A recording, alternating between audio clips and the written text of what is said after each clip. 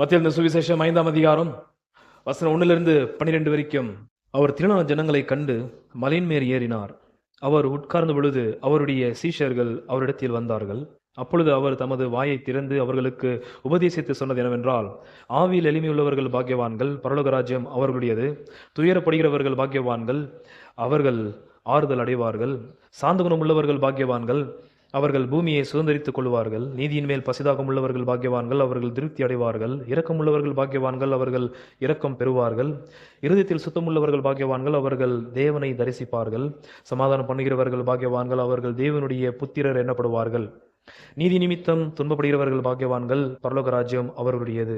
என் நிமித்தம் உங்களை நிந்தித்து துன்பப்படுத்தி பலவித தீமையான மொழிகளையும் உங்கள் பேரில் பொய்யாய் சொல்வார்களானால் பாக்கியவான்களாய் இருப்பீர்கள். சந்தோஷப்பட்டு களி கூறுங்கள், பரலோகத்தில் உங்கள் பலன் மிகுதியாய் இருக்கும். உங்களுக்கு முன்னிருந்த தீர்க்கதரிசிகளையும் அப்படியே துன்பப்படுத்தினார்களே. சுவிசேஷ புஸ்தகங்களிலே கர்த்தராகிய இயேசு கிறிஸ்து 2 விஷயம் செய்கிறார். 1வது, கர்த்தராகிய இயேசு கிறிஸ்து தேவ ராஜ்யத்தை காண்பிக்கிறார். 2வது, கர்த்தராகிய இயேசு கிறிஸ்து தேவ ராஜ்யத்தை குறித்து பிரசங்கிக்கிறார். Lord of the Bible does 2 things in his gospels. First, he demonstrates the kingdom of heaven. Second, he declares the kingdom of heaven. கர்த்தராகிய இயேசு கிறிஸ்து தேவ ராஜ்யத்தை குறித்து நடைமுறையிலே நடப்பித்து ஜனங்களுக்கு காண்பிக்கிறார். 2வது, ராஜ்யத்தை குறித்து அவர்கள் செவியில் கேட்கத்தக்கதாக உபதேசிக்கிறார். 4ஆம் அதிகாரம் வசனம் 23 25 நாம் பார்க்கும் பொழுது கர்த்தராகிய இயேசு கிறிஸ்து தேவ ராஜ்யத்தை பற்பல பயங்கரமான புத்தி கெட்டாத அற்புதங்களை செய்து தேவ ராஜ்யத்தை ஜனங்களுடைய கண்களுக்கு முன்பதாக ஸ்தாபித்தார். 5ஆம் அதிகாரத்தை நீங்கள் பார்க்கும் பொழுது ஆண்டவராகிய இயேசு கிறிஸ்து தேவ ராஜ்யத்தை குறித்து உபதேசம் செய்கிறார்.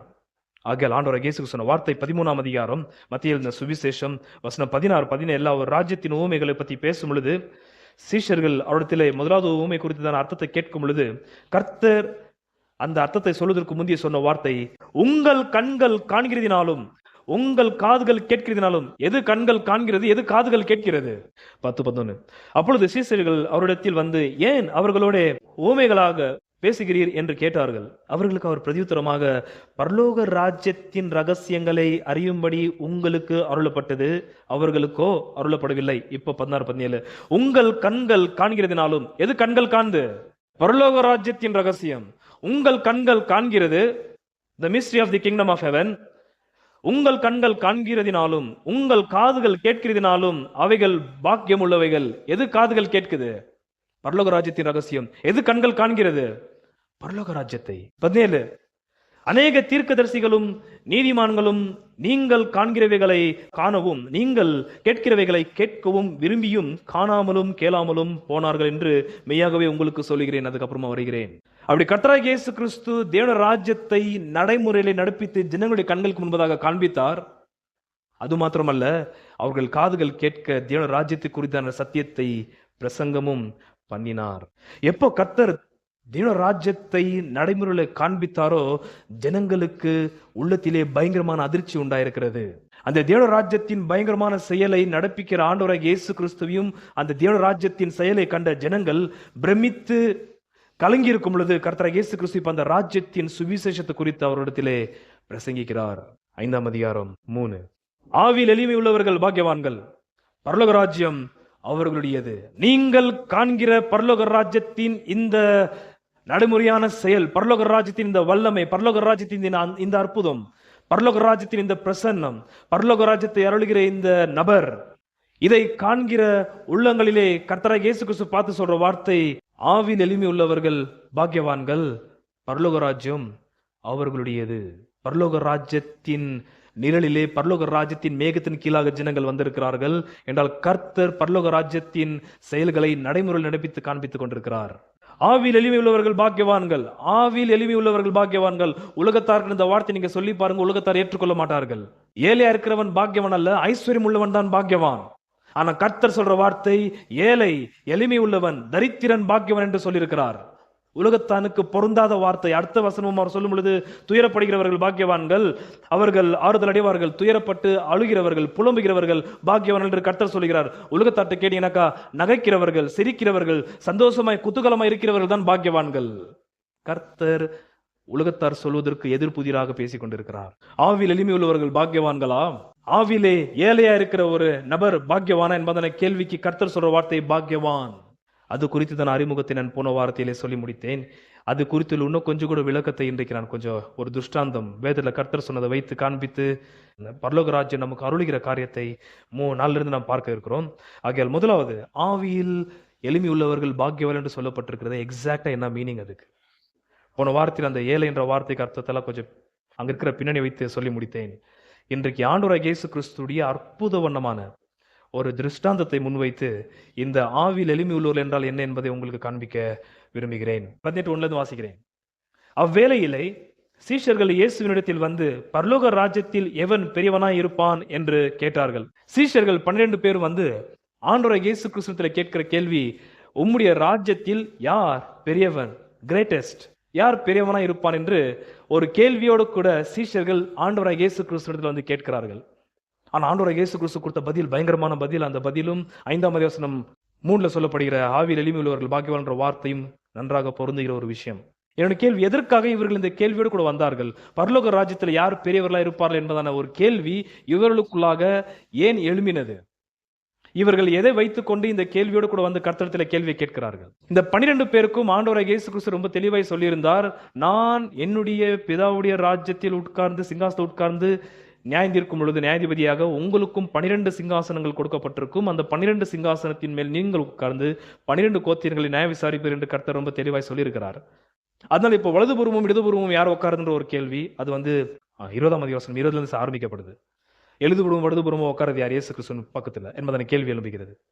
இப்ப அந்த விஷயத்துக்கு போகவில்லை. இந்த 12 பேருக்குள்ளாக கர்த்தருடைய ராஜ்யத்தில், தேவனுடைய ராஜ்யத்தில் யாரு பெரியவர்கள்? இவர்கள் தேவனுடைய ராஜ்யத்தில் யார் பெரியவர்கள் என்பதான கேள்வியோடு கூட வந்திருப்பதற்கு காரணம், இப்ப இருக்கிற இந்த பிரபஞ்சத்தின் தகுதியை வைத்து தான் அவர்கள் அந்த கேள்வியை வந்து கேட்டிருக்கிறாங்க ஆண்டவராகிய இயேசு கிறிஸ்துவிட்ட. இப்ப இருக்கிற சீஷர்கள், இப்போ விசுவாசி எடுத்துக்கொள்ளுங்கள், இந்த கேள்வி நீங்கள் இடத்தில் கேட்பீர்கள். ஆனால் தேவனுடைய ராஜ்யத்திலே இந்த சபையில யார் ரொம்ப பெரியவங்களா இருப்பாங்கன்னு ஒரு கேள்வி நீங்க என்கிட்ட கேட்டீங்கன்னாக்கா, அந்த கேள்வி உங்களுக்குள்ளாக வந்ததற்கான காரணம் என்ன? இப்போ இந்த பிரபஞ்சத்திலே, இந்த உலகத்திலே நீங்கள் வாழ்ற இந்த வாழ்க்கை, உங்ககிட்ட இருக்கிற தரமான காரியங்களை வைத்துதான் அந்த கேள்வி என்கிட்ட கேட்டுக்கிறீங்க. தேவனுடைய ராஜ்யத்துல யார் பெரியவங்களா இருக்க வாய்ப்பு உண்டு? நான் கர்த்தர் ஊழியத்திற்காக இவ்வளவு பண்ணியிருக்கிறேன், கர்த்தர் சேவைக்காக அவ்வளவு பண்ணியிருக்கிறேன், இவ்வளவு பரிசுத்தமா வாழ்ந்திருக்கிறேன், இந்த மாதிரியான விஷயங்கள் என்னிடத்தில் இருக்கிறது, இப்படியாப்பட்ட ஸ்தானத்தில் இருக்கிறேன், இந்த பூமியில கர்த்தர் என்னை இவ்வளவு உயர்த்தி வைத்திருக்கிறார், நான் இவ்வளோ கர்த்தருக்காக கடினமாய் உழைத்திருக்கிறேன், கர்த்தர் வார்த்தைக்கு உண்மை, அப்படி 1000 விதமான நீங்கள் உங்களுடைய புண்ணிய காரியங்களை சொல்லி பரலோக ராஜ்யத்தில் இந்த திருசபையிலே நான் பெரியவனா இருக்க வாய்ப்பு உண்டு என்று உங்களுக்குள்ளும் எனக்குள்ளும் ஒரு பாவனை வர வாய்ப்பு உண்டு. என்ன கேட்டீங்கன்னாக்கா, நான் பெரியவனா இருக்க வாய்ப்பு உண்டு, ஏன்னா நான் தான் இந்த இடத்துல சத்தியத்தை போதிச்சுன்னு வரேன்னு சொல்லிட்டு எனக்குள்ள அந்த எண்ணம் தோன்றலாம். உங்களுக்குள்ளும் அப்படியேப்பட்ட எண்ணங்கள் தோன்றலாம். நான் ஆரம்பத்திலிருந்து இருக்கிறேன், நான் 20 வருஷமா இருக்கிறேன், சபை தொடர்ந்து நாளிலிருந்து நான் இந்த திருசபை இருக்கிறபடியால் இந்த திருசபையிலே தேவனுடைய ராஜ்யத்தில் யார் பெரியங்க என்பதான கேள்விக்கு பதில் நானா இருக்க வாய்ப்பு உண்டு என்று உங்களுக்குள்ளும் தோன்ற வாய்ப்பு உண்டு. ரைட்? அப்ப இந்த 12 சீஷர்களுக்குள்ளாக வந்ததற்கு காரணம், இந்த உலகத்திலே அவர்கள்கிட்ட இருக்கிறத வைத்துதான் பரலோக ராஜ்யத்திலே பெரியவங்களா இருக்க வாய்ப்பு உண்டு என்பதான ஒரு அவங்களுக்குள்ள இருக்கிற ஒரு சின்ன தாத்பரியம். பேதுருவை கேட்டால் கர்த்தர் என்ன பார்த்து தான் சொன்னாரு, நீ பேதுருவா இருக்கிறா, இந்த கல்லின் மீது என் சபையை கட்டுவேன் என்று. எனக்கு தான் முதல் முறை பிதாவாகிய தேவன் பரத்திலிருந்து ஒரு பெரிய வெளிப்பாடு கொடுத்தார் குமாரனை குறித்து. ஆகையால் நான் தான் அங்க மூப்பனா இருக்க வாய்ப்பு உண்டு, பெரியவனா இருக்க வாய்ப்பு உண்டு. அப்படி ஒரு சீஷர்களும் தங்களுடைய தகுதியான காரியங்களை பற்றி சொல்லியிருக்கலாம். மத்தையும் சொல்லியிருக்கலாம், நான் ஒரு பெரிய ஆயக்காரத்திலிருந்து, நான் ஒரு பெரிய ஐஸ்வர்யவான், நான் ரொம்ப பண வசதியெல்லாம் இருந்தது, பெரிய வேலையை விட்டு நான் ஊழியத்துக்கு வந்திருக்கிறேன், அதனால நான் தான் பரலோக ராஜ்யத்தை ரொம்ப பெரியவனா இருக்க வாய்ப்பு உண்டு. அப்படி 12 சீஷர்களும் தாங்கள் பூமியிலே மற்றவங்களை பார்க்கிலும் உயர்ந்திருக்கிறதை முன்வைத்து அந்த தகுதியான புண்ணிய காரியங்களை வைத்து பரலோக ராஜ்யத்தில் பெரியவங்களா இருக்க வாய்ப்பு உண்டு என்று அவர்கள் பாவித்துக் கொண்டு இருந்திருக்கலாம். ஆனால் ஆண்டவராகிய இயேசு கிறிஸ்து கொடுக்கிற பதில் ஜீர்ணிக்க முடியாத ஒரு பதிலா இருக்கிறது. வசனம் 2, இயேசு ஒரு பிள்ளையை தம்மிடத்தில் அழைத்து அதை அவர்கள் நடுவே நிறுத்தி, வாங்கிக்க டெமான்ஸ்ட்ரேஷன். எப்பவுமே உங்களுக்கு சொன்னேன், நீங்கள் காண்கிறதும் கேட்கிறதும், கர்த்தர் எப்பவுமே தேவ ராஜ்யத்தை பத்தி என்ன செய்கிறார்? முதலாவது டெமான்ஸ்ட்ரேட் பண்ணி காண்பிக்கிறார், நடைமுறையிலே காண்பிக்கிறார், கண்களை பார்க்க வைக்கிறார். 2வது கேட்க வைக்கிறார். தேவ ராஜ்யத்தை கேட்க வைப்பதற்கு முந்தி கர்த்தர் எப்போதும் கண்ணால பார்க்க வைக்கிறார். இந்த இடத்துல அவங்க கேட்ட கேள்விக்கு இயேசு ஸ்ட்ரைட்டா பதில் சொல்லாமல் ஒரு பிள்ளையை பைடான் என்பதான வார்த்தைக்கு அர்த்தம், நீங்க 2ஆம் அதிகாரம் மத்திய சுவிசேஷத்துல வாசிக்கும் பொழுது கர்த்தராகிய இயேசு கிறிஸ்து பாலகனா இருக்கும் பொழுது கொடுத்த பேர் அது பைடான் என்பதான கிரேக்க வார்த்தை. 2 வருஷத்துக்கு கீழ்பட்ட ஒட்டுமொத்த குழந்தைகளையும் ஏரோது என்ன செய்தான்? சங்கரித்தான். அப்படிங்க சொல்ல போற இந்த குழந்தை 2-3 வருஷத்துக்குள்ள அல்லது 1 வருஷத்துக்குள்ள இருக்கிற ஒரு குழந்தை இது. பசங்க கிடையாது. பள்ளிக்கூடத்துக்கு போற பருவத்தில் இருக்கிற பசங்க கிடையாது. ஆனா இங்க சொல்ல போற பைடியான்ற வார்த்தைக்கு, டெக்னான்ற வார்த்தைக்கு அர்த்தம் பிள்ளைகள். கொஞ்சம் பெரிய பசங்க. தங்களுடைய ஜெண்டர் அறிந்த பிள்ளைகள். ஆனா இங்க சொல்ல போற பிள்ளைகள் தங்களுடைய ஜெண்டர் அறியாத பிள்ளைகள். ஆனா பெண்ணான்றது கூட அறிவில்லாத ஒரு சிறு பிள்ளைகள். இந்த ஒரு பிள்ளையை கர்த்தர் சீஷர்களுக்கு சுத்தி இருக்கிறாங்களான்னு தெரியல. ஆக மொத்த சீஷர் நடுவுல வந்து கர்த்தர் ஒரு குழந்தையை கொண்டு வந்து நிறுத்துகிறார். பாருன்றாரு. ஜஸ்ட் அந்த குழந்தைய பார். வை லார்ட்? அந்த குழந்தைகிட்ட என்ன இருக்குது அந்த மாதிரி? 2. இயேசு ஒரு பிள்ளையை தம்மிடத்தில் அழைத்து அதை அவர்கள் நடுவே நிறுத்தி 3. நீங்கள் மனம் திரும்பி பிள்ளைகளை போல ஆகாவிட்டால் என்ன வார்த்தை? பரலோக ராஜ்யத்தில் பிரவேசிக்க மாட்டீர்கள். பரலோகத்தை பெரியவங்களா இல்லையான்னு கேள்வி கேட்டாங்க அவங்க. ஃபர்ஸ்ட் ஆஃப் ஆல் நீ ராஜ்யத்திலே இல்ல. நீ ஃபர்ஸ்ட் ஆஃப் ஆல் பரலோக ராஜ்யத்திலே இல்ல. எப்படி இராவிட்டால், இந்த குழந்தையை போல நீங்கள் மாறாவிட்டால் பரலோக ராஜ்யத்தில் நீங்கள் பிரவேசிப்பது என்பது கூடாத காரியம். என்ன புரியுதா உங்களுக்கு? எதற்காக கர்த்தர் குழந்தையை இந்த இடத்துல கொண்டு வந்து நிறுத்தினார்? குழந்தையை போல மாற வேண்டும் என்பதன வார்த்தைக்கு அர்த்தம் என்ன? குழந்தை போல எந்த விதமான ஒரு வளர்ச்சி இல்லாமல் இருப்பதை பத்தி ஆண்டவராகிய இயேசு கிறிஸ்து அந்த இடத்துல பேசுகிறாரா? இல்லை. இன்னொரு வாசிக்கிறேன், கவனிங்கள். 2-3.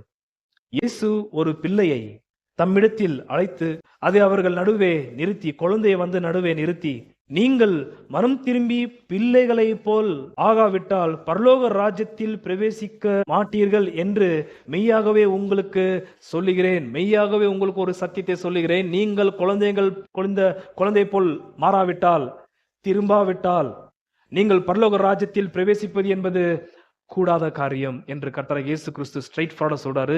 சீஷர்களுக்கு அதை ஜீர்ணிக்கவே முடியல. நான் உங்களோட கேள்வி கேட்கிறேன்.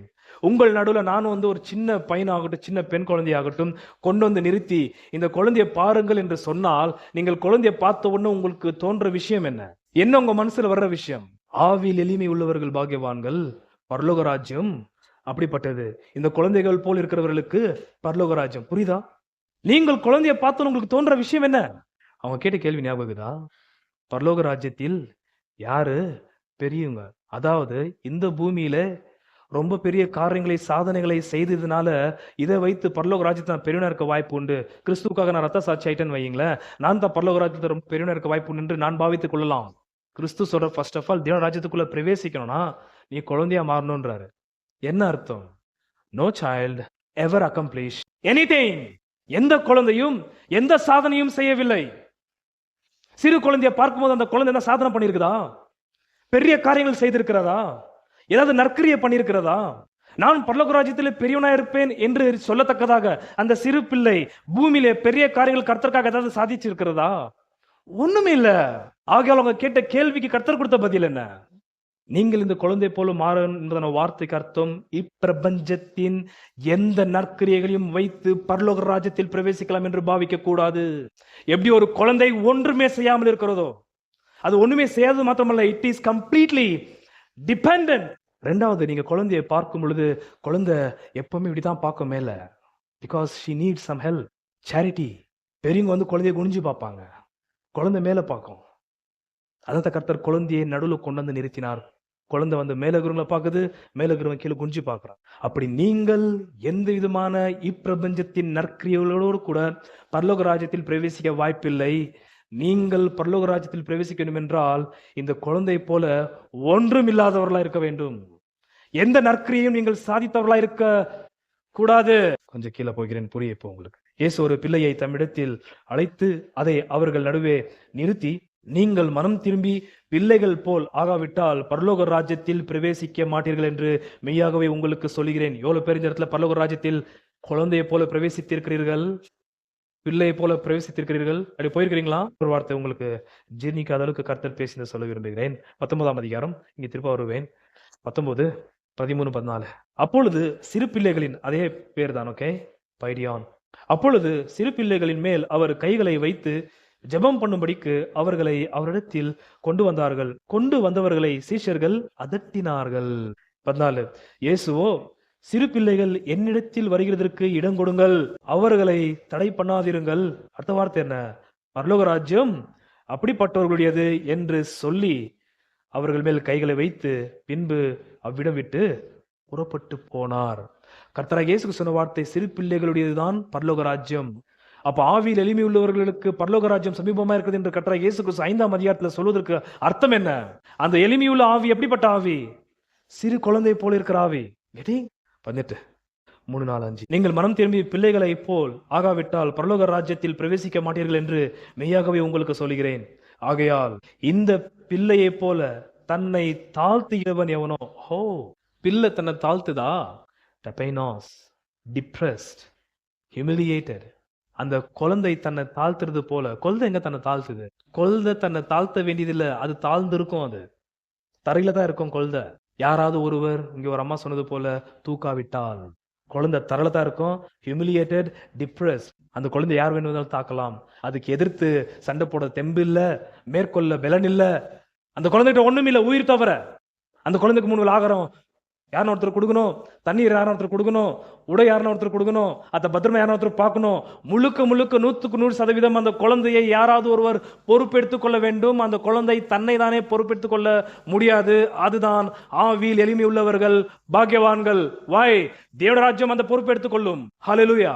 4. ஆகையால் இந்த பிள்ளையை போல தன்னை தாழ்த்துகிறவன் எவனோ. அப்ப பிள்ளை போல மாறணுன்ற வார்த்தைக்கு என்ன அர்த்தம்? பிள்ளை போலவே தாழ்த்த வேண்டும் தன்னை. கேள்வி கேட்ட வசனம் 1ல 18 வாசிக்கிறேன். அவ்வேளையிலே சீஷர்கள் இயேசுவிடத்தில் வந்து, பரலோக ராஜ்யத்தில் எவன் பெரியவனா இருப்பான் என்று கேட்டார்கள். வசனம் 4ல கர்த்தர் கொடுத்த வார்த்தை என்ன? ஆகையால் இந்த பிள்ளையை போல தன்னை தாழ்த்துகிறவன் எவனோ அவனே பரலோக ராஜ்யத்தில் எப்படி இருப்பான்? பெரியவனா இருப்பான். அதனால இப்பிரபஞ்சத்தின் நற்கிரிகளை வைத்துக் கொண்டு நீ பெரியவனா இருக்கன்னு பாவிச்சுக்காத. ஊழியக்காரனுக்கு சொல்றது முதலாவது, நான் 40 வருஷம் ஊழியம் பண்ணேன், 50 வருஷம் கர்த்தருக்காக ஒழிச்சிருக்கிறேன், உபவாசத்தை தரிச்சிருக்கிறேன், அதெல்லாம் வைத்துக்கொண்டு பரலோக ராஜ்யத்தில் உனக்கு ஏதாவது வெகுமதி கிடைக்கும் என்று பாவித்துக் கொள்ளக்கூடாது. உயர்ந்த ஸ்தானம் கிடைக்கும் என்று ஒரு ஊழியக்காரனாகட்டும், உடன் ஊழியக்காரனாகட்டும், பல வருஷமா வர விசுவாசிகளாகட்டும் அப்படி தங்களை பாவித்துக் கொள்ளக்கூடாது. இந்த குழந்தையை போல ஆகிறவன் தேவ ராஜ்யத்தில் என்னவா இருக்கிறான்? பெரியவனா இருப்பான். அவங்களுக்கு ஜீர்ணிக்கவே முடியல சீஷர்களுக்கு. அப்ப நான் குழந்தை போல மாறினா நான் தான் பரலோக ராஜ்யத்துல பெரியவனா இருப்பானா? ஆமா. எப்படி பெரியவனா இருப்ப வாய்ப்புண்டு? அங்க லிட்டரலா குழந்தையும் சொல்லப்படுது. ஆனா குழந்தை நிறுத்திருக்கிறாரு. அந்த குழந்தை போல மாறின விசுவாசிகளை பத்தி அங்க சொல்லப்படுகிறது. வசனம் 5. இப்படிப்பட்ட ஒரு பிள்ளையை என் நாமத்தின் நிமித்தம் ஏற்றுக்கொள்கிறவன் என்னை ஏற்றுக்கொள்கிறான். நான் இப்ப உங்கள்ட்ட கேள்வி கேட்க, நீங்களும் இதுக்கு பதில் சொல்லணும். வசனம் 4ல எப்படி இந்த தாழ்ந்த குழந்தை பரலோக ராஜ்யத்துல பெரிதா இருக்க வாய்ப்பு உண்டு? வசனம் 5ல இப்படிப்பட்ட ஒரு பிள்ளையை என் நாமத்தின் நிமித்தம் ஏற்றுக்கொள்கிறவன் என்னை ஏற்றுக்கொள்கிறான். எப்படி அந்த குழந்தை பரலோக ராஜ்யத்துல பெரியவனா இருக்க வாய்ப்பு உண்டு? அந்த குழந்தை போல இருக்கிற ஒரு விசுவாசி பரலோக ராஜ்யத்துல எப்படி பெரியவனா இருக்க வாய்ப்பு உண்டு? அதற்கு மூல காரணம் வசனம் 5ல இப்படிப்பட்ட ஒரு பிள்ளையை என் நாமத்தின் நிமித்தம் ஏற்றுக்கொள்கிறவன் என்னை ஏற்றுக்கொள்கிறான். அந்த பிள்ளைக்குள்ளாக இருக்கிறது யாரு? இந்த பிள்ளையை ஏற்றுக்கொள்கிறவன் யாரை ஏற்றுக்கொள்கிறான்? அந்த பிள்ளைக்குள்ள இருக்கிறது யாரு? ஆகையால் தான் அந்த பிள்ளை என்னவா இருக்கும்? பெரியவனா இருக்கும். புரியுதா என்ன கர்த்தராகிய இயேசு கிறிஸ்து சொல்ற வார்த்தை? இந்த பிள்ளை பரலோக ராஜ்யத்தில் பெரியவனா இருப்பதற்கு வாய்ப்பு என்ன? இந்த பிள்ளை போல வருகிற ஒரு விசுவாசி பரலோக ராஜ்யத்தில் பெரியவனா இருப்பதற்கு வாய்ப்பு காரணம் என்னவென்றால், அந்த பிள்ளைக்குள்ளாக இருக்கிற அல்லது அந்த பிள்ளை போல தேவ ராஜ்யத்தில் வந்த அந்த விசுவாசிக்குள்ளாக இருப்பது கிறிஸ்து. அப்ப இப்பிரபஞ்சத்தின் புண்ணியங்கள் நிமித்தமாய் பரலோக ராஜ்யத்தில் பிரவேசிக்கலாம் என்று யாராவது பாவித்தால் அவனுக்குள்ள யாரு இல்ல? கிறிஸ்து இல்ல. ஆகையால் பரலோக ராஜ்யத்தில் பிரவேசிக்க முடியாது. கடைசி 6 சொல்லி முடிச்சுட்டு கீழே போகிறவன். என்னிடத்தில் விசுவாசமா இருக்கிற இந்த சிறியரில் ஒருவனுக்கு. புரிஞ்சுதா? அப்ப கர்த்தர் குழந்தைய வச்சு எதை காண்பித்துக் கொண்டிருக்கிறார்? என்னிடத்தில் விசுவாசமா இருக்கிற ஒரு சாதாரண விசுவாசி. சாதாரண விசுவாசி போல இருக்கிற அது ஊழியக்காரனா இருக்கட்டும். ஏன்னா சிறு குழந்தைகள் இயேசுவை விசுவாசிக்குமா? குழந்தைங்களுக்கு என்ன தெரியும்? இன்னும் அந்த பருவத்துக்கு வரல. குழந்தைய துஷ்டாந்தமா வைத்து கர்த்தராகிய இயேசு கிறிஸ்து அந்த குழந்தை போலவே கர்த்தராகிய இயேசு கிறிஸ்து அண்டையில வந்திருக்கிற ஒரு விசுவாசியை பத்தி அந்த இடத்துல பேசப்படுகிறது. என்னிடத்தில் விசுவாசமா இருக்கிற இந்த சிறியரில், சாதாரண பிள்ளைகள் பக்கத்துல யாரெல்லாம் இருந்தாங்கன்னு தெரியல, இந்த 12 சீஷர்கள் தவிர, என்னிடத்தில் விசுவாசமா இருக்கிற இந்த சிறியரில் ஒருவனுக்கு இடரல் உண்டாக்குகிறவன் எவனோ அவனுடைய கழுத்தில் எந்திர கல்லை கட்டி சமுத்திரத்தின் கலிலேயாவில் இருந்த சமுத்திரத்தை சொல்றாரான்னு தெரியல. என்னிடத்தில் விசுவாசம் இருக்கிற இந்த சிறியரில் ஒருவனுக்கு இடரல் உண்டாக்குகிறவன் எவனோ, அது யாரா இருந்தாலும் சரி, பேதுருவா இருந்தாலும் சரி, எப்படியாப்பட்ட ஊழியக்காரனா இருந்தாலும் சரி, ஒரு சாதாரண குழந்தை போல கர்த்தர் ராஜ்ய தண்டையில வந்திருக்கிற, கிறிஸ்துவை நோக்கி வந்திருக்கிற, கர்த்தர் ராஜ்யத்தை கண்டு கர்த்தர் ராஜ்யத்தை சத்தியத்தை கேட்டு குழந்தை போல வந்திருக்கிற ஒரு விசுவாசிக்கு இடரல் உண்டாக்கினால், அந்த இடரல் என்றால் என்னன்றது கீழே சொல்லுவேன். இடரல் உண்டாக்கினால் அது யாரா இருந்தாலும் சரி, நானா இருந்தாலும் சரி, அது பெற்றோர்களாய் நீங்களா இருந்தாலும் சரி, உங்க குழந்தைகளுக்கு நீங்கள் அதை செய்தால் அவனுடைய கழுத்தில் எந்திர கல்லை கட்டி சமுத்திரத்தின் ஆழத்திலே அவனை அமிழ்த்துகிறது அவனுக்கு நலமாயிருக்கும். ஏன் ஆண்டவர் இவ்வளவு கொடூரமா பேசியிருக்கிறீர்? ஃபர்ஸ்ட் ஆஃப் ஆல் அந்த இடர்ன்ற வார்த்தைக்கு அர்த்தம் தெரியும். அதனால தான் கர்த்தர் அங்க பேசி இருக்கிறார். வசனம் 6, என்னிடத்தில் விசுவாசமா இருக்கிற சிறியரில் ஒருவனுக்கு இடரல் உண்டாக்கினால். ஸ்கேண்டல்ன்ற வார்த்தை, ஸ்கேண்டலிசோன்ற கிரீக் வேர்டு. அது ஸ்கேண்டல்ன்ற வார்த்தை கேட்டிருப்பீங்க இங்கிலீஷ்ல. அந்த வார்த்தை தான் அந்த இடத்துல சொல்லப்படுகிறது. ஸ்கேண்டல்ன்ற வார்த்தை ஸ்கேண்டலிசோ என்பதான கிரீக் வேர்டுக்கு அர்த்தம் ட்ராப். இந்த சிறியர் என்னிடத்தில் வருவதற்கு நீங்கள் ட்ராப் போடக்கூடாது, கண்ணி போடக்கூடாது. எந்த விசுவாசிக்கு ஒரு நபர் கண்ணி போட வாய்ப்பு? நீங்க சொல்லப்படுற ட்ராப் இடரல் உண்டாக்கினால், நாட் ஸ்டம்பிளிங். இடரல்ன்ற வார்த்தை கர்த்தராகி இயேசு கிறிஸ்துவின் நிமித்தமாக தேவ ராஜ்யத்தில் பிரவேசிப்பதற்கு ஆவில எளிமை உள்ளவனும் குழந்தை போலையாய் விசுவாசத்தில் வருகிற அந்த ஒரு விசுவாசிக்கு நீங்களாகட்டும் ஊழியக்காரனாகட்டும் யாருமே எந்த விதமான தடை செய்யக்கூடாது, இடரல் உண்டாக்கக்கூடாது, தடை ஒரு பெரிய கண்ணி வைக்கக்கூடாது. ஒரு பள்ளத்துல போய் விழத்தக்கதாக மேல பள்ளம் தெரியாத அளவுக்கு மூடி வைப்பாங்க பாருங்க கண்ணி மிருகங்களுக்கு, அந்த மாதிரியான ஒரு கண்ணி இந்த இடத்துல வைக்கக்கூடாது. சாதாரண தேவராஜ்யத்துக்கு வர வேண்டிய விசுவாசிகளுக்கு யார் வைப்பாங்க அந்த மாதிரி கண்ணி? என்ன கேட்டீங்கன்னாக்கா, இந்த இடத்துல சொல்லப்படுற இந்த ஒரு இடரில் உண்டாக்குற கண்ணி வைக்கிற ஆட்கள் யாருன்னு கேட்டாக்கா ஊழியக்காரனுங்க தான். வாய் ஏன்னா மேல கேள்வி கேட்டிருந்த யாரு? ஊழியக்காரனுங்க. வசனம் 1, அவ்வேளையிலே சீஷர்கள் இயேசுவினிடத்தில் வந்து பரலோக ராஜ்யத்தில் எவன் பெரியவனாய் இருப்பான் என்று கேட்டார்கள். நன்றாக கவனிக்கணும். ஒரு ஊழியக்கார இப்பிரபஞ்சத்தின் கர்த்தருக்காக செஞ்சென்ற பேர் சொல்லிட்டு இருப்பான் அவன் தான். ஆனா அவர் யாருக்கு தெரியாது அது. இப்பிரபஞ்சத்திலே நான் அதிகமாய் கர்த்தருக்காக ஒழித்தேன் என்று பெருமை பாராட்டி கொண்டு பரலோக ராஜ்யத்தில் நான் ரொம்ப உயர்ந்த இடத்துல இருப்பேன் என்று சொல்றவன் தான் சாதாரணமா வருகிற விசுவாசிக்கு இடரலை உண்டாக்குவான். ஏனென்றால் இவரை போல அந்த சாதாரண விசுவாசி இல்லை என்று அவனுக்குள்ள ஒரு தோற்றம் உண்டாகும். அடடா அவர் எவ்வளவு கஷ்டப்பட்டிருக்கிறார், அவர் தான் பரலோக ராஜ்யத்தில் போக வாய்ப்பு உண்டு, அவரை மாதிரியான என்னால கர்த்தருக்காக ஊழியம் செய்யல, கடினமா ஒழிக்கலையே என்று சாதாரண விசுவாசிக்கு இடரலை கண்ணியை ஏற்படுத்துகிறவன் ஊழியக்காரன் தான். அவ்வளவு சீக்கிரமா அவர் யாரும் இடல் ஏற்படுத்த மாட்டாங்க. அதனால கர்த்தர் சொல்றது இங்க முக்கியமாக பாயிண்ட் பண்றது ஊழியக்காரன். கர்த்தராகிய இயேசு கிறிஸ்துவுடைய ராஜ்யத்தின் காட்சியும் ராஜ்யத்தின் சத்தியத்தையும் கேட்டு ஒருவன் வரும் பொழுது குழந்தை போல அவன் மேல பாரத்தை சுமந்து அவன் அப்படியே கண்ணியில போட்டு ஒரு பெரிய பழுத்து தடுறது போல ஆக்கி விடுகிறார்கள். அப்ப இந்த பரிசேயர் சதுசேயர் வேதபாரகர் ஏன் அப்போஸ்தலர்களும் அந்த லிஸ்ட்ல தான் வந்து இருக்கிறாங்க. அவன் கேட்ட கேள்வியே இடரல் உண்டாக்குற கேள்வி. பரலோக ராஜ்யத்தில் யார் பெரியவனா இருப்பான்? முதல்ல பரலோக ராஜ்யத்தில் இருக்கிறியா நீ? இடல் உண்டாக்குன்ற வார்த்தைக்கு இன்னொரு வார்த்தை ஆண்டவர் இயேசு ரொம்ப சுலபமா போடுறார். 18:10 கடைசி அவர் வார்த்தை சொல்லிட்டு அடுத்த விஷயத்துக்கு போகிறார். அது இன்ட்ரெஸ்டிங்கா இருக்கும். 18:10 இந்த சிறியரில் மறுபடியும் அந்த வார்த்தை வருகிறது. இந்த சிறியர்லாக்கா குழந்தை போல விசுவாசம் உள்ள ஒரு நற்கிரியைகளையும் முன்வைத்து வராமல் ஒரு குழந்தை சம்பூர்ணமாய் மேல நோக்கி பார்க்கிறது போல கர்த்தராகிய இயேசு கிறிஸ்து நோக்கி பார்க்கிற இந்த சிறியரா இருக்கிற ஒரு விசுவாசி, இந்த சிறியரில் ஒருவனையும் என்ன வார்த்தை? அற்பமா எண்ணாதபடிக்கு எச்சரிக்கையாயிருங்கள். வாவ், யார் குழந்தையை அற்பமா எண்ணுவது? டிஸ்பைஸ். இடரல் உண்டாக்காதீங்க. ஏன் இடரல் உண்டாக்குறீங்க? சாதாரணமான விசுவாசியை, குழந்தை போல இருக்கிற விசுவாசியை நீங்கள் அவங்களை அற்பமா பார்த்து கொண்டிருக்கிறீர்கள். யார் அற்பமா பார்க்கறது? விசுவாசியை. ரொம்ப வருஷமா வந்து கொண்டிருக்கிற விசுவாசி புதுசா வந்த விசுவாசி அற்பமா பார்க்க வாய்ப்பு உண்டு. அது ஒரு பெரிய இடரல். ஊழியக்கார வந்து மற்ற ஒரு விசுவாசியை கம்பேர் பண்ணும்போது அற்பமா பார்க்க வாய்ப்பு உண்டு. ஏன்னா ஆவிக்குரிய விஷயத்துல நான் தான் ரொம்ப பெரிய வளர்ந்தவன், உங்களோட எனக்கு தான் ரொம்ப வசனம் தெரியும், உங்களோட நான் தான் கர்த்தர் ரொம்ப அன்பு கூறுறேன். 10 இந்த சிறியரில் ஒருவனையும் அற்பமாய் எண்ணாதபடிக்கு எச்சரிக்கையாருங்கள். இப்பிரபஞ்சத்தின் புண்ணிய கிரியைகளை செய்த ஒரு ஊழியக்காரனாகட்டும் விசுவாசி ஆகட்டும் புதுசா வருகிற ஒரு விசுவாசிக்கு எதை ஏற்படுத்துவான்? என்ன எப்படி பார்ப்பான்? அற்பமாய் எண்ணுவான், மட்டமாய் பார்ப்பான். அடி மட்டமாய் பார்க்கிற அந்த பார்வைதான் இடரலை உண்டாக்குகிறது சாதாரணமான குழந்தை போல வருகிற விசுவாசிகளுக்கு. ஜாக்கிரதையா இருக்க வேண்டும் மாணவர்களே. அவங்கள பத்தி கர்த்தர் கடைசி அப்படி முடிகிற வசனம் 10 இந்த சிறியரில் ஒருவனையும் அற்பமாய் எண்ணாதபடிக்கு எச்சரிக்கையாயிருங்கள். அவர்களுக்குரிய தேவதூதர்கள். அந்த சிறிய விசுவாசத்தில் குழந்தை போல வருகிற ஒரு விசுவாசிக்கும் தேவதூதர்கள் இருக்கிறார்களாம். எதற்கு? அவர்களுக்குரிய தேவதூதர்கள் பரலோகத்திலே என் பரமபிதாவின் சமூகத்தை எப்போது தரிசிக்கிறார்கள் என்று உங்களுக்கு சொல்லுகிறேன். பரலோக பிதாவுடைய சிங்காசனத்தை பார்த்து கொண்டே இருக்கிறார்கள் இந்த தூதர்கள் அந்த விசுவாசியை குறித்து. வாய் அந்த விசுவாசி யாருன்னு அற்பமா எண்ணினால் பரலோக பிதாவுடைய வாயிலிருந்து ஏதாவது ஒரு கட்டளை வருமா, அந்த கட்டளை கொண்டு போய் நிறைவேற்றணுமா என்று தூதர்கள் ஆவலாய் காத்து கொண்டிருக்கிறார்கள். ஆகையால் கிறிஸ்துவண்டை வருகிற எப்படியாப்பட்ட மோசமான பாவியா இருந்தாலும் சரி, அக்கிரமக்காரனா இருந்தாலும் யாரா இருந்தாலும், அது யாருன்னா இருக்கட்டும், அவர்கள் தேவ ராஜ்யத்தை கண்டு தேவ ராஜ்யத்தின் சுவிசேஷத்தை கேட்டு குழந்தை போல விசுவாசம் என்பதான ஒரே ஒரு எதிர்பார்ப்பில் அவர் என்னை தூக்குவார், என்னை உயர்த்துவார் என்ற ஒரு குழந்தை மேல இருக்கிற பெற்றோர்களை கை தூக்குவது போல அந்த நிலையில வருகிற ஒரு விசுவாசிக்கு யாருமே எந்த இடரையும் ஏற்படுத்தவே கூடாது. உனக்கு என்ன தகுதிக்குது? நீ இங்க எப்படி வரலாம்? ஆப்பிரிக்கால பண்ண பெரிய பாவமே அதுதான். கருப்பு தோலுடைய ஆப்பிரிக்க ஆட்கள் உள்ள நுழையக்கூடாதுன்னு சொல்லிட்டு சர்ச் போர்ட்லயே போட்டு இருக்கிறாங்க பாருங்க. வெள்ளை தோலும் கருப்பு தோலும் இருக்கிற சபைன்னு. தோலை உரிச்சு போடுவாரு கர்த்தர் இந்த இடத்துல. அதுதான் கழுத்துல மாட்டி செத்து போன்றாரு. தேவ ராஜ்யத்தில வந்து எப்படியாவது மகிமையின் ஆவியானவர், அதெல்லாம் ஃபியூச்சர்ல பார்க்கலாம். எப்படியாவது ஒரு ஆத்மாவை ரட்சிப்பதற்காக கிறிஸ்துவாண்டை கொண்டு வந்திருந்தாக்கா, இவங்க போடுற தடைகளை பாருங்க. நான் என்ன மாதிரி ஆள் தெரியுமா? என் இருக்கிற இடத்துல நீ வரலாமா? நான் ஆராதிக்கிற இடத்துல நீ இருக்கலாமா? என் பக்கத்துல நீ உட்காரலாமா? என் முன்னாடி நீ நிக்கலாமா?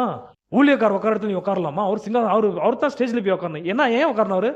நீ ஸ்பெஷலா உட்காரவளுக்கு என்ன பண்ணிட்ட? ஏன் நீ ஸ்பெஷலா உன்னை காண்பிக்கிறாய்? அதுதான் விசுவாசிகளுக்கு இடரலை ஏற்படுத்துகிறது.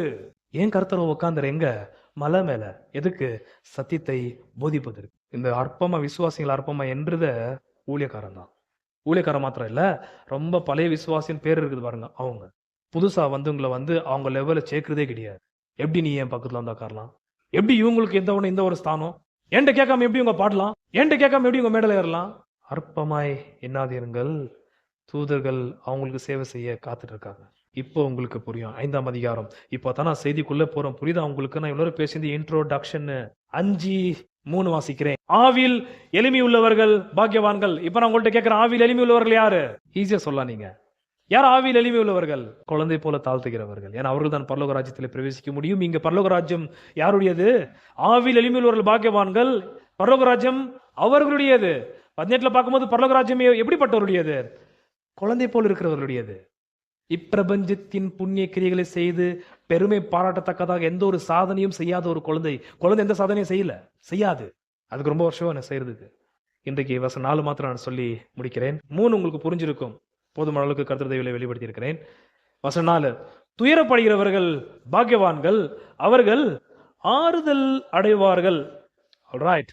முதலாவது கேள்வி, துயரப்படுகிறவர்கள் பாக்கியவான்கள், அவர்கள் ஆறுதல் அடைவார்கள். ஆறுதல் வசனம் 3ல பார்க்கும் பொழுது தேவராஜ்யம் ஆறுதலை அருளுகிறது துயரப்படுகிறவர்களுக்கு. So the offers of kingdom of heaven, பரலோக ராஜ்யம் அருளுகிறது ஆறுதல் யாருக்கு? துயரப்படுகிறவர்களுக்கு. ஓகே. ஸோ துயரப்படுகிறவர்கள் பாக்கியவான்கள். துயரப்படுகிறதுனாக்கா துக்கித்து அழுகிறவர்கள், புலம்புகிறவர்கள், கதறி கதறி அழுகிறவர்களுக்கு ஆறுதல் அடைவார்கள், அவர்கள் பாக்கியவான் என்று சொல்லப்பட்டிருக்கிறது. உலகத்தார் கேட்டாக்க அழுறவன் எங்க பாக்கியவான்? அழுறவன் சபிக்கப்பட்டவன். அப்ப யார் பாக்கியவான்? சந்தோஷமா குதூகலமா சிரிக்கிறவன் தான் பாக்கியவான். துயரப்படுகிறவன் பாக்கியவானா இருக்க முடியும்? கர்த்தர் சொல்றாரு, இந்த துயரப்படுகிறவன் பாக்கியவான். ஆனா நிருபங்களை நாம் பார்க்கும் பொழுது சந்தோஷமா இருங்கள் என்று சொல்லப்பட்டிருக்கு தானே. Rejoice always in the Lord. கர்த்தருக்குள் எப்போதும் சந்தோஷமா இருங்கள் தானே வேதம் சொல்லப்பட்டிருக்கிறது. ஆனா இந்த இடத்துல பாத்தீங்கன்னாக்கா துயரப்படுறவங்க பாக்கியவாங்களாம், அவர்களுக்கு ஆறுதல் கிடைக்குமா? ஓகே. ஸோ இப்போ நான் உங்கள்ட்ட கேள்வி கேட்குறேன். 5 நிமிஷத்துல முடிஞ்சிடும். நீங்க பதில் சொல்லிட்டீங்கன்னாக்கா. முதலாவது கேள்வி, இந்த துயரப்படுகிற ஆட்கள் யார்? யார் இங்க துயரப்படுறோங்க? முதலாவது கேள்வி. 2வது, அவர்கள் எதற்காக துயரப்படுகிறார்கள்? பென்தாஸ், பென்டியோ என்ற வார்த்தைக்கு அர்த்தம் வந்து கிரீவ், துக்கம். சரியான வார்த்தை, துக்கப்படுபவர்.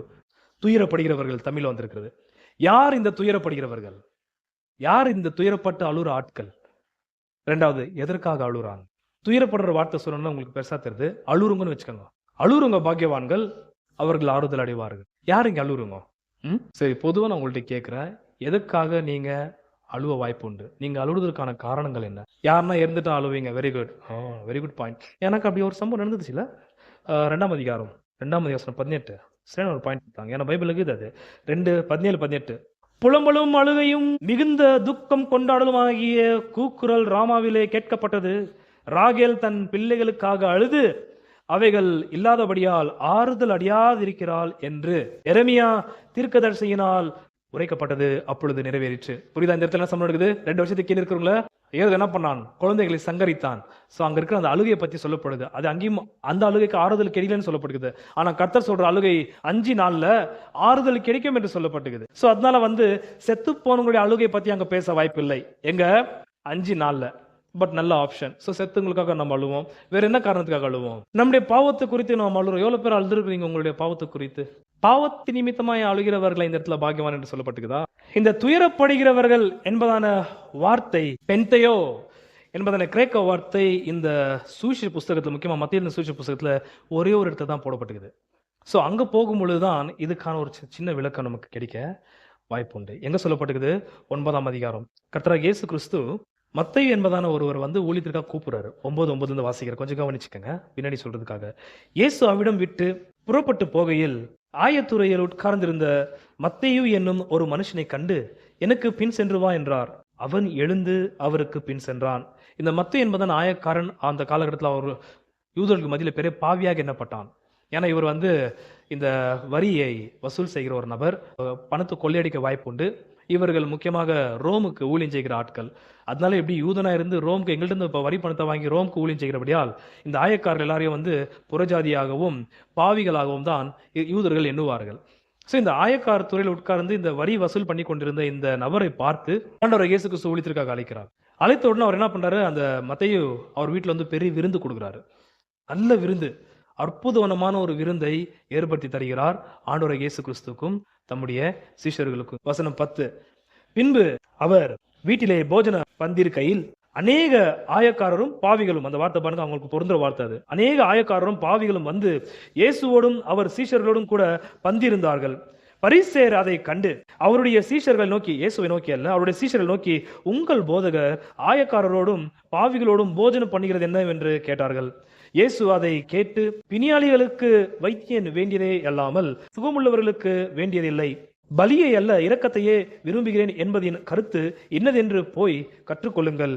நீதிமான்களை அல்ல பாவிகளையே மனம் திரும்புகிறதற்கு அழைக்க வந்தேன் என்றார். இதுதான் பேக்ரவுண்ட். ஓகே, இப்போ நான் கீழே ஒரு 2 நிமிஷம் சொல்லி முடிச்சிடறேன், கொஞ்சம் கவனிங்கள். வசனம் 14. அப்பொழுது யோவானுடைய சீஷர் அவரிடத்தில் வந்து, மேலே யார் வந்தாங்க சாப்பிடும்போது?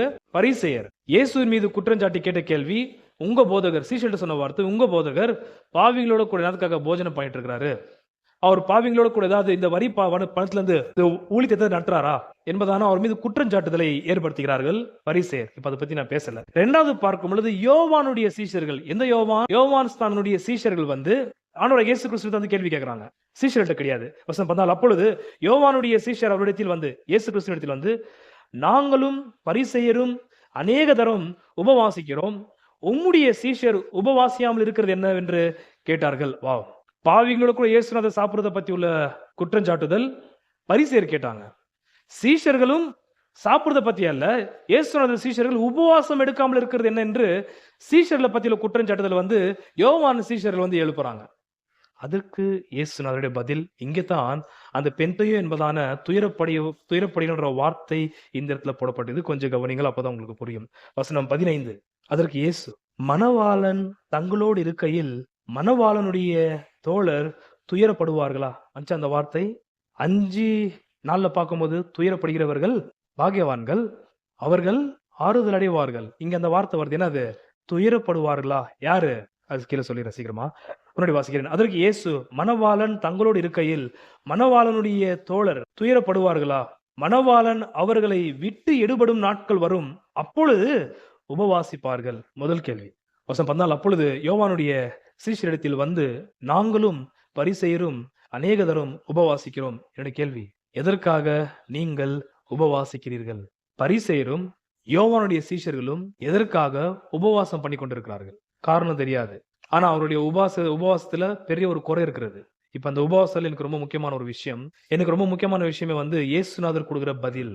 அதற்கு இயேசு ஒரு உதாரணத்தாரு, மணவாளன் தங்களோடு இருக்கையில் மணவாளனுடைய தோழர் துயரப்படுவார்களா? மணவாளன் யாரு?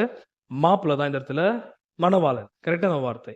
மணவாளனுடைய சேம்பர், மணவாளனுடைய திருமணம் செய்கிற அந்த அரங்கத்தில் இருக்கும் பொழுது அழைக்கப்பட்ட தோழர்கள் அந்த திருமணத்துல போயிட்டு புலம்புவார்களா, துயரப்படுவார்களா என்பதனை கேள்வியை கேட்கிறார். அந்த மணவாளனுடைய நேரத்திலே அழைக்கப்பட்ட எல்லோரும் அந்த மணவாளனுடைய திருமண விஷயத்துல வந்து பங்கு பெற்று சாட்சியாக இருந்து சந்தோஷம் அடைகிற ஒரு நேரம் எது?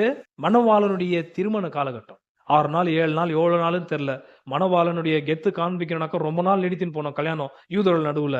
அப்பதான் மணவாளன் வந்து ஓகே பொண்ணை காப்பாத்துவாருன்றது ஒரு பெரிய எண்ணம் இருந்தது. அதனால வந்து மணவாளன் அழைத்த தோழர்கள் வந்து அந்த திருமணத்திலே பங்கு பெறும் பொழுது அந்த நேரத்தில் அவர்கள் துயரப்படுவார்களா, துக்கிப்பார்களா, அல்லது சந்தோஷப்படுவாரா என்பதை கேள்வி கேட்கிறார் ஆண்டவர் இயேசு கிறிஸ்து. அதுக்கு என்ன பதில்? இந்த இடத்துல வந்து மணவாளன் கூட இருக்கும் பொழுது வெறும் பந்தி ஃபீஸ்ட் தான், வெறும் பண்டிகை கொண்டாடல், அது பயங்கரமான நல்ல உணவுகளை சாப்பிடுற ஒரு நேரம் அது. அந்த சூழலை வந்து துயரப்பட்டு அழுது உபவாசிக்க ஆகாரத்தையும் போஜன பதார்த்தங்களையும் ஒதுக்கி வைத்து புலம்புகிற ஒரு நேரம் அல்ல என்று கர்த்தராகிய இயேசு கிறிஸ்து அந்த இடத்துல சொல்லுகிறார். அடுத்த கேள்வி, எப்போ புலம்புவார்கள்? அப்போ எப்போ துயரப்படுவார்கள்? நன்றாக கவனியுங்கள். 5ஆம் வசனம் 4 சொல்லப்படுற துயரப்படுகிறவர்கள் பாக்கியவான்கள், அவர்கள் ஆறுதல் அடைவார்கள். எப்போன்றது தான் ரொம்ப முக்கியமான விஷயம். இதுக்கு முன்னாடி துயரப்பட்டு அழுதவர்களுக்கு ஆறுதல் கிடைச்சதான்றது தெரியாது. ஆனா இயேசுநாதர் தம்முடைய மலைப்பிரசங்கத்துல தான் அந்த ஒரு வாக்குத்தத்தத்தை தராரு. துயரப்படுகிறவர்கள் பாக்கியவான்கள். யார் துயரப்படுறது? எதற்காக துயரப்படுறாங்கன்ற 2 கேள்விக்கும் பதில் இந்த இடத்துல அடங்கி இருக்கிறது. 15 கடைசியா வாசிச்சு முடிச்சிடுறேன். அதற்கு இயேசு, மணவாளன் தங்களோடு இருக்கையில் மணவாளனுடைய தோழர் துயரப்படுவார்களா? மணவாளன் அவர்களை விட்டு எடுபடும் நாட்கள் வரும். யார் எடுத்துக்கொள்ளப்படுற நாட்கள் வரும்? மணவாளன். தோழர்களை விட்டு மணவாளன் எடுத்துக்கொள்ளப்படும் நாள் வரும். அப்போ இந்த இடத்துல யோவான் ஸ்நானனை பத்தி பேசல. யோவான் ஸ்நானனுடைய சீஷர்கள் கேட்ட கேள்விக்கு ஆண்டவராகிய இயேசு கிறிஸ்து பதில் கொடுக்கிறாரே தவிர யோவான் ஸ்நானனை பத்தி இந்த இடத்துல ஆண்டவராகிய இயேசு கிறிஸ்து பேசவில்லை. அப்ப இந்த இடத்துல மணவாளன் சொல்றது யாரை? தன்னை குறித்த இயேசுநாதர் பேசிக் கொண்டிருக்கிறார். ஏன்னா அவர்தான் எடுத்துக்கொள்ளப்பட்டார். அப்போ எப்போ துயரப்படுவது ஆரம்பிக்கப்படும்? ஆண்டவராகிய இயேசு கிறிஸ்து எடுத்துக்கொள்ளப்பட்டதற்கு. அப்ப இதுக்கு முன்னாடி இவர்கள் துயரப்பட்டு துக்கித்து உபவாசம் இருந்ததற்கெல்லாம் என்ன அர்த்தம் தெரியாது. ஆக மொத்தத்துல ஆண்டவராகிய இயேசுநாதருடைய முதல் வருகை அவர் வந்து எழும்பி போன பிறகுதான் உண்டாகிற துயரத்திற்கு ஆறுதல் கிடைக்கிறதாக கர்த்தராகிய இயேசு கிறிஸ்து பதில் கொடுத்திருக்கிறார். முன்னாடி வாசிக்கிறேன், கொஞ்சம் கவனிங்க, இல்ல புரியுது கொஞ்சம் கஷ்டம் ஆயிடும். அதற்கு இயேசு, மணவாளன் தங்களோடு இருக்கையில் மணவாளனுடைய தோழர் துயரப்படுவார்களா? மணவாளன் அவர்களை விட்டு எடுபடும் நாட்கள் வரும், அப்பொழுது உபவாசிப்பார்கள். துயரப்படுறதும் உபவாசிக்கிறதும் ஒண்ணுதான். ஏன்னா ரெண்டுமே கர்த்தராகிய இயேசு கிறிஸ்து பேசுகிறார். அப்போ துயரப்படுற நாட்கள், உபவாசிக்கிற நாட்கள் அல்லது துக்கப்படுற நாட்கள் எப்போ என்பதனை கேள்விக்கு பதில் மணவாளன் எடுத்துக்கொள்ளப்பட்டவருக்கு. வசனம் 16 மாத்திரம் வாசிக்கிறேன். ஏன்னாக்கா சீஷர்கள், யோவானுடைய சீஷர்களும் பரிசேயரும் எப்படி உபவாசித்துக் கொண்டிருந்தார்கள். 16, ஒருவனும் கோடித்துண்டை பழைய வஸ்திரத்தோட இணைக்க மாட்டான். இணைத்தால் அதனோடே இணைத்த துண்டு வஸ்திரத்தை அதிகமாய் கிழிக்கும், பீறலும் அதிகமாகும். 17, புது திராட்சரசத்தை நன்றாக கவனிக்கணும். பழையது புதுசு ரெண்டுமே அங்க வருது, கவனிங்கள். பழந்துருத்திகளில் வார்த்து வைக்கிறதும் இல்லை. வார்த்து வைத்தால் என்ன வார்த்தை? துருத்திகள் கிழிந்து போம், ரசமும் சிந்திப்போம், துருத்திகளும் கெட்டுப்போம். ரைட்? புது ரசத்தை புது துருத்திகளில் வார்த்து வைப்பார்கள், அப்பொழுது இரண்டும் பத்திரப்பட்டிருக்கும். புதுசு பழசு என்பதன வார்த்தை அந்த இடத்துல வருது. அப்ப பழசு என்பதன வார்த்தைக்கு அர்த்தம் யோவான் ஸ்நானனுடைய ஊழியம் வரைக்கும் நடந்தது எல்லாமே பழசு. யோவான் ஸ்நானன் தான் பழைய ஏற்பாட்டுடைய முடிவின் கடைசி தீர்க்கதரிசி. அவர் வரைக்கும் தான் நடந்தது எல்லாமே பழசு என்று ஆண்டவராகிய இயேசு கிறிஸ்து சொல்றாரு. ஆகையால் பழச புதுசுல கொண்டு வந்து சேர்க்காத. புதுசு எப்ப ஆரம்பிக்கப்பட்டது? இயேசுநாதருடைய ஃபர்ஸ்ட் வருகை. புதிய உடன்படிக்கை, புதிய ஏற்பாடு. பழைய ஏற்பாடுக்கு யோவான் முற்றுப்புள்ளி என்றால் புதிய ஏற்பாடுக்கு துவக்கம் யாரு? ஆண்டவராகிய இயேசு கிறிஸ்து. ஆகையால் இயேசுநாதர் பேசிக் கொண்டிருப்பது புதிய ஏற்பாடுடைய புதிய துயரப்படுதல். ஆல்ரைட்? 15, அதற்கு இயேசு, மணவாளன் தங்களோடு இருக்கையில் மணவாளனுடைய தோழர் துயரப்படுவார்களா? மணவாளன் அவர்களை விட்டு எடுபடும் நாட்கள் வரும், அப்பொழுது உபவாசிப்பார்கள். அதாவது துயரப்படுவார்கள். எப்போ வந்து துயரப்படுறது ஆரம்பிக்கப்பட்டது? இயேசுநாதர் பூமியில இருந்த முக்கியமாக ஒரு 3 வருஷம் ஊழியம் செஞ்சிருப்பாங்க சீஷர்களோட கூட. அப்போ துயரப்படுதல் துவங்கவில்லை. அப்ப இருந்ததால என்ன? மணவாளன் கூட இருந்தபடியால் வெறும் பண்டிகை தான். இயேசுநாதர் இருந்த நாட்கள் 3 வருஷம் பண்டிகை. தொடர்ந்து எல்லா நாட்களும் பண்டிகை தான் அவர் கொண்டாடி இருந்திருக்கிறாரு. ஏன்னா மணவாளன் கூட இருந்திருக்கிறாரு. அப்ப எப்போ துயரப்படுதல் ஆரம்பிக்கப்பட்டிருக்கிறது? அவர் எடுத்துக்கொள்ளப்பட்டவருக்கு. அணிலிருந்து தான் இந்த துயரப்படுதல் ஒரு நபருக்கும் ஏற்படுகிறது. என்னுடைய கேள்வி, யாருக்கு இந்த துயரம் உண்டாகும்? கூட இருக்கும் பொழுது பண்டிகை, துயரம் அல்ல. நல்ல போஜன பதார்த்தம், பண்டிகை போல கர்த்தர் இருந்தார். கர்த்தர் போனதுக்கு அப்புறம் அந்த பண்டிகை கிடைத்த சந்தோஷம் கெட்டு போச்சா? அதுக்கப்புறம் துயரம் உண்டாகும் என்ற வார்த்தையை கர்த்தராகிய இயேசு கிறிஸ்து பேசுறாரு. அதாவது உபவாசம் அதுக்கப்புறம் அவங்க இருப்பாங்கன்ற ஒண்ணு புரிந்து கொள்ள வேண்டும். இங்கே சொல்லப்படுற துயரம் புதுசு, புதிய ஏற்பாடுடைய துயரம். என்ன அந்த புதிய ஏற்பாடுடைய துயரம்? சரீரத்துல இன்னும் ஆண்டவராகிய இயேசு கிறிஸ்துவை காணவில்லை. ஒண்ணு புரிஞ்சுக்கணும். அப்ப கிறிஸ்து இல்லாத ஒரு நிலைதான் துக்கத்தையும் துயரத்தையும் ஏற்படுத்துகிறது. யாருக்கு அந்த துக்கத்தையும் துயரத்தையும் ஏற்படுத்துகிறது? யாருடைய உள்ளத்துல கிறிஸ்து இல்லை, கிறிஸ்துடைய பிரசன்னம் இல்லை, என்னோட கூட ஆண்டவராகிய இயேசு கிறிஸ்து இல்லை என்று எண்ணுகிறார்களோ அவர்களுக்குள்ளாக துக்கம் உண்டாகிறது. கர்த்தராகிய இயேசு கிறிஸ்து போர் என்று சொன்ன உடனே, இது மற்ற சுவிசேஷம் தெளிவாக பார்க்கலாம், போர் என்று சொன்ன உடனே சீஷர்கள் எல்லோரும் துக்கத்திற்குள் பட்டார்கள். அப்ப கிறிஸ்து சொன்ன வார்த்தை என்ன? நான் உங்களை திக்கற்றவர்களாக விடேன். கிறிஸ்து இல்லாத வாழ்க்கை இதுக்கப்புறம் என்ன? அவரே போறோம் போது இதுக்கப்புறம் நாங்கள் எப்படி இருக்க முடியும், எப்படி இந்த இடத்துல கிறிஸ்தவ வாழ முடியும் என்று சீஷர்கள் ரொம்ப துக்கம் கொள்றதுனால சீஷர்களுக்கு கர்த்தர் சொன்ன வார்த்தை, நான் உங்களை அனாதையை விட மாட்டேன், போகிறேன், இன்னொரு தேற்றவாளர் வருவார், பரக்ளைட்டோ பரக்கலையோ ஒரே கிரீக் கூட தான், ஆறுதல் அடைவார்கள். என்ன அந்த ஆறுதல்? கிறிஸ்து இல்லை என்று துயரப்படுகிற ஒரு ஆத்மாவுக்கு கிறிஸ்துவுடைய முழு பிரசனத்தை அருளுகிற ஆறுதலா இருக்கிற தேற்றவராகிய பரிசுத்தமுள்ள ஆவியானவருடைய ஊழியம் அது. எது? துயரப்படுகிறவர்கள் பாக்கியவான்கள், அவர்கள் ஆறுதல் அடைவார்கள். யாருக்கெல்லாம் கிறிஸ்து இல்லை என்று துயரப்படுகிறார்களோ, அது எந்த ஆத்மாவும் ஆகட்டும். உயிர் தெழுந்த கிறிஸ்து எங்கே? எனக்கு இந்த மகா கர்த்தர் சத்தியத்தில் சொல்லப்படுற இந்த கிறிஸ்து எனக்கு ரொம்ப அவசியம் என்று துயரப்படுகிற ஒரு ஒரு ஆத்மாவுக்கும் ஆறுதல் உண்டாகும். என்ன மீனிங்? கிறிஸ்துடைய பிரசன்னத்தை சத்தியமுள்ள ஆவியானவர் அந்த ஆத்மாவுக்கு அருளுவார். குழந்தை போல இருக்கிறவர்களுக்கு கர்த்தருடைய ராஜ்யம், கர்த்தர் ராஜ்யத்தில் உள்ள வந்த உடனே அந்த குழந்தை போல இருக்கிறது துடிக்கிறது யாருக்காக? துயரப்படுறது யாருக்காக? ராஜாவுக்காக. ஆகையால் இந்த காலகட்டத்தில் துயரப்படுகிற விசுவாசிகளே, கிறிஸ்துவுக்காக துயரப்படுகிற விசுவாசிகளே, உங்களுக்கு கொடுத்த வாக்குத்தத்தம், நீங்கள் ஆறுதல் அடைவீர்கள். சரீரத்திற்கு அடுத்த துக்கத்தை பத்தி கிறிஸ்து பேசினார். அது பேசும்பொழுது அவர் ஆறுதலை பத்தி ஒண்ணு பேசல. 5ஆம் அதிகாரம் 10, 11, 12 கவனிங்கள். நீதி நிமித்தம் துன்பப்படுகிறவர்கள் பாக்கியவான்கள் தான் சொல்லப்படுகிறது. பரலோக ராஜ்யம் அவர்களுடையது. நீங்கள் துன்பப்பட்டால் பாக்கியவான்கள். இங்க சொல்லப்படுற துன்பம் வேற, வசன 4 சொல்லப்படுற துயரம் வேற. 11, என் நிமித்தம் உங்களை நிந்தித்து துன்பப்படுத்தி பலவித தீமையான மொழிகளையும் உங்கள் பேரில் பொய்யா சொல்வார்களானால் என்ன வார்த்தை? பாக்கியவான்களா இருப்பீர்கள். 12, சந்தோஷப்படுங்கள்.